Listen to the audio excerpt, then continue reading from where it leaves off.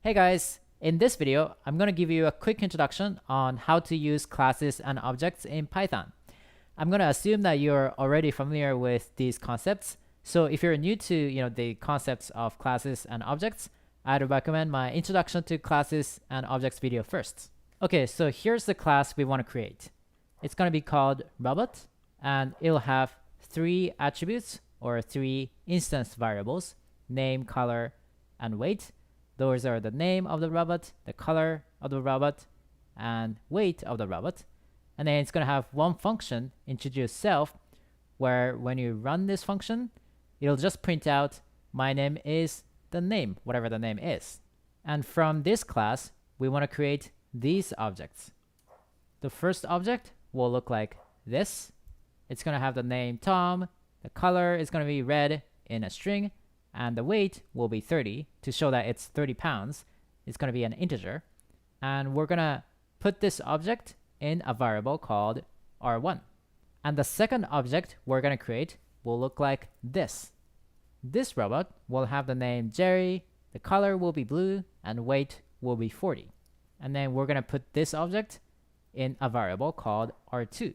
So let's now see how we can create this class called robot and these two objects out of that class in Python.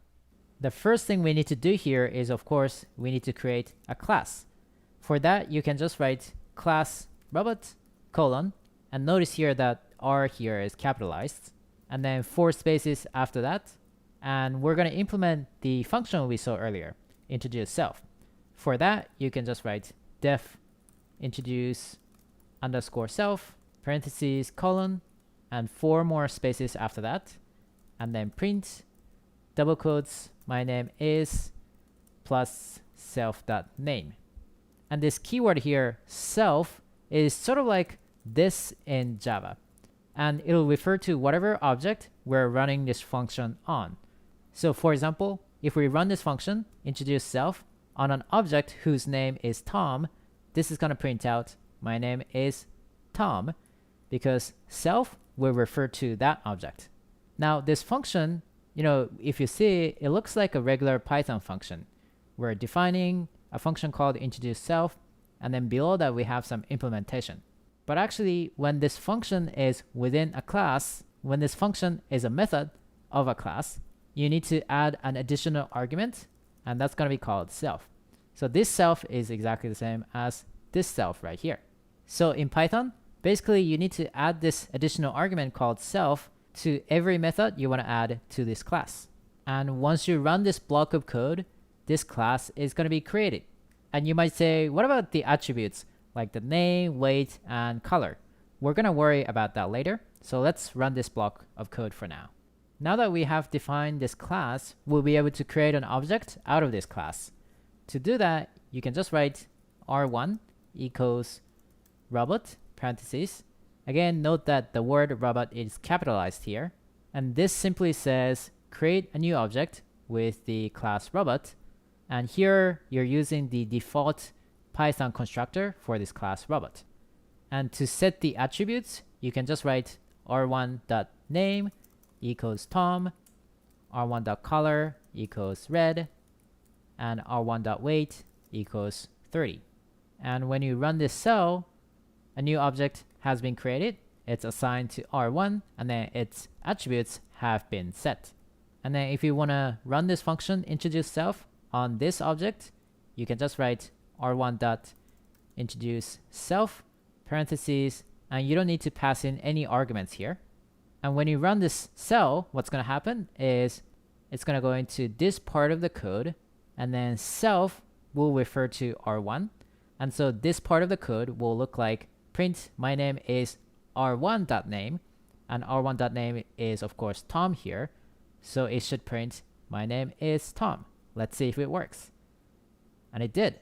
We see my name is Tom right here. And just like that, you can create another object too. Let's go back into this cell, and let's write r2 equals robot. This will create a new robot object, and then let's set its attributes too.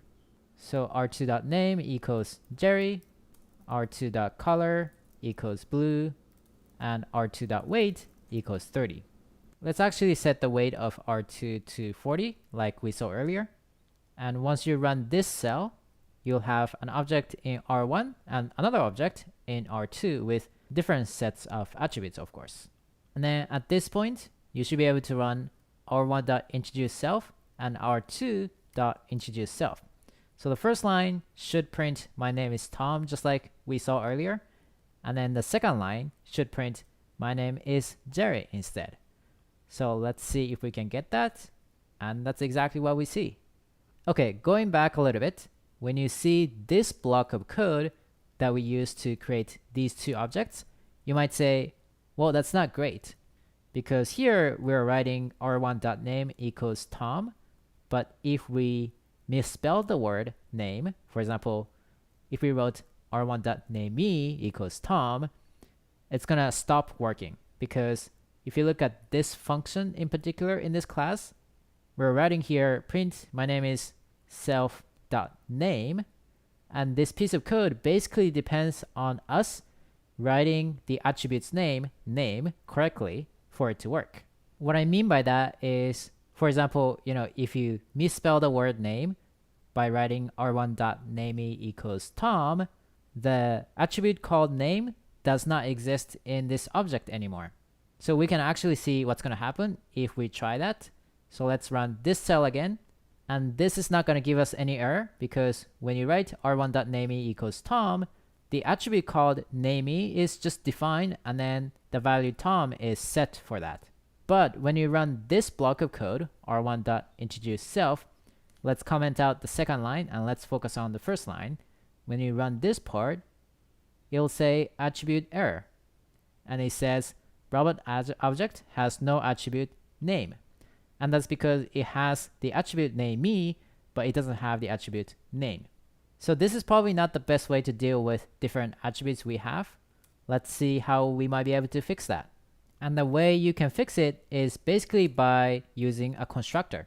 And in Python, you can create a custom constructor with this keyword, underscore underscore init underscore underscore. So there's the word init, and it's surrounded by two pairs of underscores, and then parentheses. And let's have this function take 3 arguments: given name, given color, and given weight. So these are the name, color, and the weight we want to set for this particular object that we are trying to create. And then we can write here self.name equals given name, self.color equals given color, and self.weight equals given weight. And this block of code, of course, says set this object that we are just creating, set that object's name to given name, and set that object's color to given color, and set that object's weight to given weight. And earlier I said you need to add this self keyword, this additional argument, to every function we define in this class, and the constructor is no exception. So you actually need to write self as the first argument, and then the arguments that you want to add in. And actually, just like many other languages, a common practice here is to name these arguments exactly the same as the attributes that we want to set. You don't have to do it, but that's just a style thing. So let's just do that. Let's change given name to name, and then given color to color, and given weight to weight. And once you run this block of code, this class is going to be refreshed with a new constructor. Once we have a custom constructor in our class, the default constructor that we used will stop working. So let's just comment out this block of code, and then let's rewrite it using our new constructor. For that, you can just write r1 equals robot, parentheses, Tom, comma, red, comma 30. Let's capitalize Tom here. And then r2 equals robot, Jerry, comma blue, comma 40. And these two pieces of code do exactly pretty much the same thing as what we saw earlier.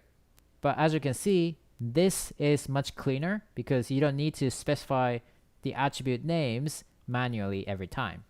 And just to reiterate, just to sort of clarify, this line R1 equals robot Tom read 30 will create a new robot object, and then it'll set Tom as its name because Tom will go in here as the name argument, and then it'll go in here, self.name, and self again will refer to the object that we're creating. So it's sort of like saying r1.name equals name, r1.color equals color, just like we did earlier here. And of course, it's the same thing with R2. Okay, and to make sure we don't have anything left from the previous code we were using, let's go to kernel and click restart and clear output. This is going to clear out every variable we defined earlier.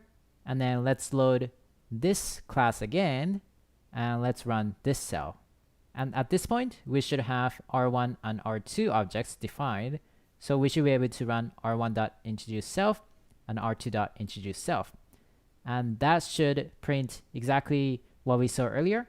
My name is Tom and my name is Jerry. So let's see if that works. And it does. Alright, you'll be able to find links to the sample code I used in this video in the description below. And if anything was unclear in this video, please let me know in a comment below as well, because I might be able to adjust that in the next video. And in my next Python tutorial video, I'm planning to cover how multiple classes and objects can interact with each other in Python. So look out for that as well. And I'll see you in the next video.